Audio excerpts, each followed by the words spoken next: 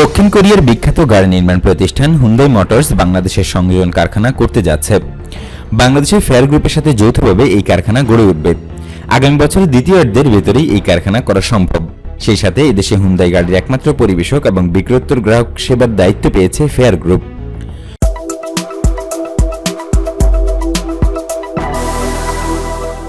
বাংলাদেশে গাড়ির বাজার মূলত রিকন্ডিশন গাড়ির প্রভাব থাকে সবচেয়ে বেশি।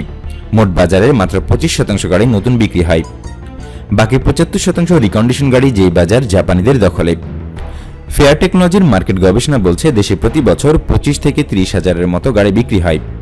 জাপানের গাড়িগুলোর উচ্চমানের কারণেই জাপানের রিকন্ডিশন গাড়ির বাজার থাকে সবচেয়ে বেশি। তবে হুন্ডাই আশা করছে বর্তমান ব্র্যান্ড নিউ গাড়ির বাজার 25% থেকে 50% উন্নীত করা আগামী 3 বা 4 বছরের ভেতরে সম্ভব। বাংলাদেশ গাড়ি সংযোজন উৎসাহিত করার জন্য সহায়ক নীতি গ্রহণ করে, যার সুবিধা নিতে বেশ কিছু কোম্পানি এদেশের সংযোজন কারখানা গড়ে তুলেছে। এদেশের বাজারে আকার ছোট নয়, যার জন্য নামকরা নির্মাতাদের কাছে বাংলাদেশ গুরুত্বপূর্ণ বাজার। এই বাজার নিজেদের করবার জন্য বেশ কিছু কোম্পানি এদেশে কারখানা করছে। দেশে গাড়ি নির্মাণের শুরুর ধাপ হল সংযোজন কারখানা।